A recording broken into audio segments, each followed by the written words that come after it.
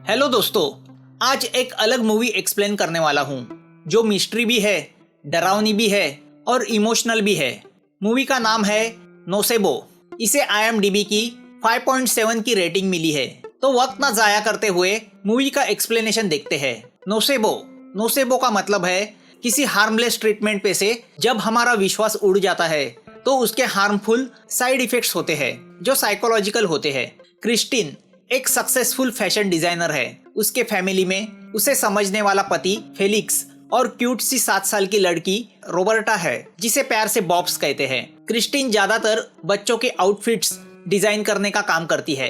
एक बार जब वह अपने काम में बिजी होती है तो उसे फोन पे से न्यूज मिलती है कि जिस कपड़े की फैक्ट्री को उसने ड्रेस बनाने का ऑर्डर दिया था उसमें आग लग गई है और काफी वर्कर्स जल के मर गए हैं। इस न्यूज से क्रिस्टिन को शॉक तो लगता है, मगर उससे ज्यादा उसे चिंता इस बात की होती है कि अब वह कपड़े का ऑर्डर कैसे पूरा करेगी। तभी उसे पर्दे के पीछे एक सड़ा हुआ कुत्ता दिखाई देता है। उसे वहां देख के क्रिस्टिन अजीब सा फील करती है।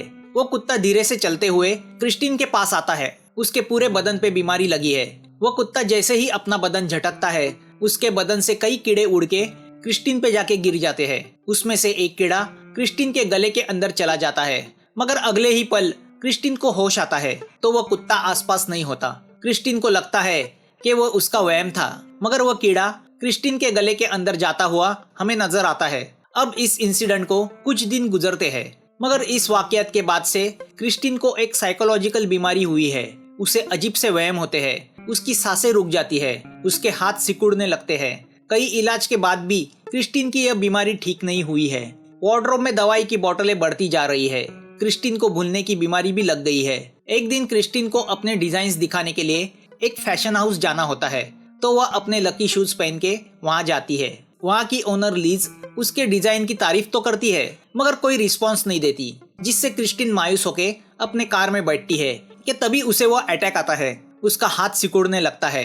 क्रिस्टिन दवाई लेके कैसे वैसे अपने घर आती है।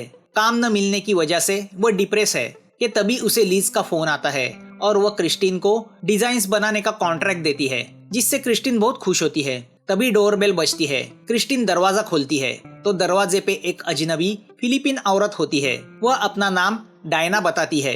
वो क्रिस्टिन से कहती है कि क्रिस्टिन ने ही उसे घर के काम के लिए बुलाया है। क्रिस्टिन को याद नहीं आता कि कभी उसने ऐसी किसी औरत से ऐसा कुछ कहा था, मगर क्रिस्टिन को यह भी पता है कि उसे भूलने की बीमारी है।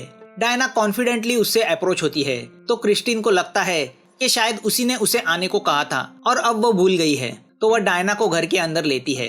डायना की बातों से क्रिस्टिन को पता चलता है कि वो वहाँ सिर्फ काम करने ही नहीं बल्कि रहने भी आई है।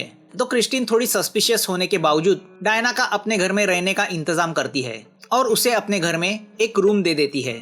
डायना रूम में अकेले जब अपनी बैग खोलती है तो उसमें अजीब से सामान होते हैं। डायना उस सामान में से एक खाली मैच बॉक्स निकाल के कुछ मंत्र पढ़ती है तो एक कीड़ा जिसे टिक्स कहते हैं वह चल के उस मैच बॉक्स के अंदर चला जाता है। डायना उस मैच बॉक्स को बंद करके बैग में रख देती है। अब शाम को फेलिक्स घर आता है। जब उसे पता चलता है कि क्रिस्टिन ने किसी अजनबी औरत को घर में रहने को जगह दी है तो वह हैरान होता है।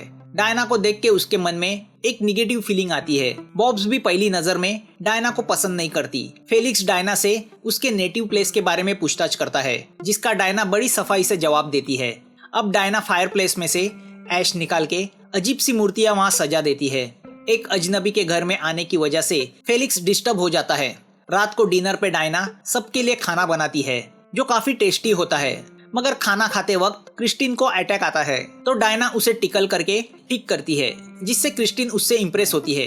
रात को सब सो जाने के बाद डायना क्रिस्टिन के स्टूडियो रूम जाती है और वहाँ क्रिस्टिन की किसी लड़की के साथ वाली फोटो कटिंग को देख के इमोशनल हो जाती है। रात को सोने के पहले डायना अपने दरवाजे के सामने पेपर पे राख बिछा के रखती है। नॉर्मली ब्लैक मैजिक में ऐसा इसलिए किया जाता है ताकि अगर कोई आत्मा रूम के अंदर आए तो उसके पैरों के निशान उस पर छप जाते हैं और सुबह हमें किसी बच्चे के पैरों के निशान उस पर पड़े हुए दिखाई देते हैं। बॉब्स भी वो निशान देख के सोच में पड़ जाती है। सुबह डायना उस राख को बड़ी हिफाजत से बांध के अपने पास रखती है। सुबह डायना ब्रेकफास्ट बना के क्रिस्टिन और फेलिक्स के रूम में आती है, जिससे फेलिक्स अंदर से गुस्सा होता है। क्रिस्टिन डायना से कहती है कि किसी के बेडरूम में इस तरह आके किसी की प्राइवेसी डिस्टर्ब नहीं करते। डायना बिना कुछ कहे बेडरूम से निकल जाती है। अब बॉब्स को स्कूल छोड़ते वक्त क्रिस्टीन डायना को भी साथ ले लेती है, जिससे बॉब्स नाराज होती है। मगर कार चलाते वक्त क्रिस्टीन को अटैक आता है और वह स्कूल का रास्ता भूल जाती है। तो अब चलते हुए तीनों बॉब्स को स्कूल छोड़ते हैं। अपनी इस हालत पे क्रिस्टीन डिप्रेस होती है, तो डायना उससे कहती है कि वह उसे इस बीमारी पे मदद कर सकती है। डायना क्रिस्टीन को घर लाके उस पर अपने तरीके से इलाज शुरू करती है। वो क्रिस्टीन से कहती है कि उसके बदन के अंदर गंदगी है, उसे बाहर निकालना होगा। उसका इलाज करने का तरीका देख के क्रिस्टीन उससे पूछती है कि उसने यह कहाँ से सीखा। तो डायना उसे बताती है कि जब वह छोटी थी तो एक तूफानी रात में उसके घर एक बूढ़ी औरत मदद के लिए आ गई, जिसे उनकी भाषा में उमू यानी जादूगरनी कहा जाता है, जिसमें बहुत पावर होती है। वो किसी को ठीक भी कर सकती है और किसी का विनाश भी कर सकती है। मगर वो उमू मर रही थी और ऐसा कहा जाता है कि जब कोई उमू मर रही हो तो उसके पास नहीं जाना चाहिए। मगर छोटी डायना उसके पास गई। उमू के शरीर से उसकी आत्मा निकल के उसके पास खड़ी डायना के मुंह में प्रवेश करती है और तब से डायना जादूगरनी यानी उमू हो गई है। उसमें परिवर्तन आ गया है और वो लोगों पे इलाज करने लगी। क्रिस्टीन उसकी बातों पे विश्वास नहीं रखती, मगर इलाज के बाद क्रिस्टीन अच्छा महसूस करती है। वह डायना पे खुश होती है। डायना अब फायरप्लेस में उसकी लड़की के साथ वाला फोटो रखती है। वो वही लड़की है जो हमें क्रिस्टीन के कमरे में उस फोटो कटिंग में दिखी थी। क्रिस्टीन डायना को वो जो प्रॉब्लम फेस कर रही है वो एक पेपर पे लिख के देती है। वह डायना को यह भी बताती है कि जिस दिन उस कुत्ते पे बैठे कीड़े ने उसे काटा है यह प्रॉब्लम शुरू हुई है। डायना क्रिस्टीन से कहती है कि वह उसका इलाज करेगी, मगर उसे उस पर पूरा विश्वास रखना होगा। अब डायना क्रिस्टीन की ट्रीटमेंट उस फोक तरीके से शुरू करती है। डायना क्रिस्टीन के नाखून, बाल और खून जमा करके उन्हें मूर्तियों के सामने रख के कोई मंत्र बोलती है। फिर वह क्रिस्टीन के बालों को जलाती है। मगर यह सब करने के पीछे डायना का असली इरादा क्या है यह हमें पता नहीं चलता। फेलिक्स को डायना पे बिल्कुल भरोसा नहीं, तो वह उससे दूर रहना पसंद करता है। एक दिन क्रिस्टीन को उसकी दवाइयाँ नहीं मिलती, तो वह फ्रस्ट्रेट होती है। डायना उससे कहती है कि उसने खुद ने वह दवाइयाँ फेंक दी है और अब उसे ही यह सब याद नहीं। क्रिस्टीन को यकीन होने लगता है कि उसकी मेमोरी लॉस होते जा रही है। क्रिस्टीन का डायना के करीब आना फेलिक्स को पसंद नहीं। अब डायना बॉब्स के साथ भी दोस्ती कर लेती है, तो दूसरी ओर क्रिस्टीन को वहम होने लगता है कि घर को आग लग गई है और वह उसमें फंस गई है। फेलिक्स को डायना पे शक होता है, तो वह रात को डायना के कमरे में जाके उसे क्रिस्टीन से दूर रहने कहता है।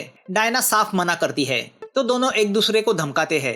गुस्से से फेलिक्स रूम के बाहर आता है, तो उसके हाथ के फटके से बॉब्स का पेट बर्ड मर जाता है। मगर दरअसल उस बर्ड के मौत की वजह वह कीड़ा होता है, जिसे डायना ने मैच बॉक्स में बंद किया था। बॉब्स अपने बर्ड के मौत के लिए अपने पापा फेलिक्स को जिम्मेदार ठहराती है। वही मौका देख के डायना बॉब्स को इमोशनल करके उसके और करीब आती है। दूसरे दिन डायना जब बॉब्स को स्कूल छोड़ने जाती है, तो वही मौका देख के फेलिक्स डायना के रूम की तलाशी लेता है, तो उसे वहाँ सब वियर्ड चीजें दिखती है और बेड के नीचे छुपाई हुई क्रिस्टीन की दवाइयाँ मिलती है। मतलब डायना ने क्रिस्टीन से झूठ कहा था कि दवाइयाँ क्रिस्टीन ने फेंकी थी। फेलिक्स यह सब बातें क्रिस्टीन को बताता है, तो अब क्रिस्टीन डायना से इस बात का जवाब मांगती है। मगर डायना एक ही बात बार बार दोहराती है कि क्रिस्टीन को उस पर विश्वास रखना चाहिए। मगर क्रिस्टीन को लगता है कि डायना उसके साथ कोई जालसाजी कर रही है, तो वह उसे घर से निकल जाने कहती है। जाने के पहले डायना वह मैच बॉक्स वाला कीड़ा क्रिस्टीन के बेडरूम में छोड़ देती है। डायना के जाने से छोटी बॉब्स बहुत दुखी होती है। रात को क्रिस्टीन को बुरे सपने आते हैं, जिसमें उसे वह कीड़ा और कुत्ता दिखाई देता है। वो बहुत डर जाती है। दूसरे दिन बॉब्स क्रिस्टीन से कहती है कि वह दवाई डायना ने नहीं बल्कि फेलिक्स ने छुपाई थी। बॉब्स की बातें सुनकर क्रिस्टीन शॉक होती है। दरअसल डायना ने बॉब्स को यह बोलने के लिए पढ़वाया होता है, मगर क्रिस्टीन बॉब की बातों पे विश्वास रख के फेलिक्स के साथ झगड़ा करती है। उसे लगता है कि फेलिक्स उसे पागल ठहराना चाहता है। गुस्से से फेलिक्स अपनी बेडरूम की तरफ निकलता है, तो वह मरा हुआ बर्ड उस पर हमला करता है। फेलिक्स का बैलेंस जाके वह ऊपर से नीचे गिर के जख्मी होता है। फेलिक्स को हॉस्पिटल भेजा जाता है। दूसरे दिन क्रिस्टीन का फैशन शूट होता है, तो वह बॉब्स को लेके वहाँ जाती है। ठीक उसी वक्त किसी जगह डायना अपना काला जादू शुरू करती है, तो शूटिंग के दरमियान क्रिस्टीन को अटैक आता है। उसे सबके चेहरे फोड़ों से भरे हुए दिखने लगते हैं। उसे भयानक विजुअल्स दिखने लगते हैं। वह अपना कंट्रोल खोके चिल्लाने लगती है। शाम को डायना फिर से क्रिस्टीन के घर आती है। उसे देख के बॉब्स खुश होती है। क्रिस्टीन को भी लगता है कि उसकी बीमारी को सिर्फ डायना ही ठीक कर सकती है। अब डायना अपना काला जादू शुरू करती है। बेचारी क्रिस्टीन उसके जाल में पूरी तरह फंस जाती है। डायना क्रिस्टीन से कहती है कि वो उसे ठीक करने नहीं बल्कि हमेशा के लिए उसका इलाज करने आई है। और अब हमारे सामने वह राज खुलता है कि डायना क्रिस्टीन के साथ यह सब क्यों कर रही है। दरअसल डायना क्रिस्टीन के ड्रेस की फैक्ट्री में काम करती थी। घर में उसकी बेटी का ख्याल रखने वाला कोई नहीं होता, तो डायना उसे अपने साथ हर रोज फैक्ट्री लेके आती थी। क्रिस्टीन चाहती थी कि एक बार वर्कर्स फैक्ट्री में आ गए तो शिफ्ट खत्म किए बगैर वो वापस बाहर नहीं जाने चाहिए, जिससे वक्त बचेगा और काम ज्यादा होगा। इसलिए वो फोरमैन को गेट पे ताला लगाने कहती है। वो वर्कर्स को डबल शिफ्ट पे लगा देती है। एक दिन डायना की लड़की गर्मी की वजह से पैसी होके उससे नारियल पानी की मांग करती है, तो डायना फोरमैन को रिक्वेस्ट करके फैक्ट्री के बाहर नारियल पानी लेने आती है। तभी फैक्ट्री में आग लग जाती है। गेट पे ताला होने की वजह से अफरा तफरी मच जाती है। डायना की बेटी फैक्ट्री के बाहर आ नहीं पाती, उसकी फैक्ट्री के अंदर ही जल के मौत हो जाती है।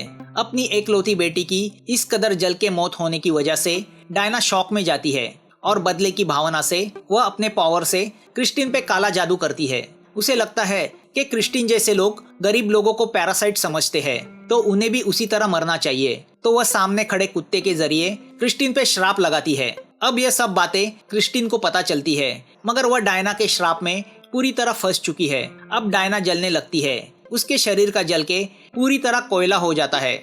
डायना अपना बदला लेती है। अब डायना छत पे जाके ऊपर से जंप करती है। जमीन पे गिर के उसकी मौत हो जाती है। पास खड़ी बॉब्स उसे देखती है। डायना एक उमू यानी जादूगरनी थी, तो उसके मुंह से उसकी आत्मा बाहर आके बॉब्स के शरीर में प्रवेश करती है। अब बॉब्स उमू बन जाती है। दूर झाड़ के पीछे खड़ी डायना उसे देखती है। मूवी यहाँ खत्म होती है। मूवी हॉरर थीम पे भले चलती हो, मगर यह एक माँ की रिवेंज स्टोरी है।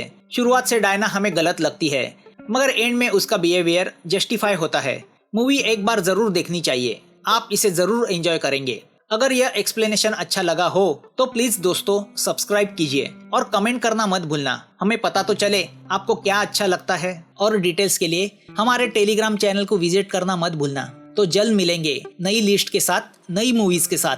Thanks for watching.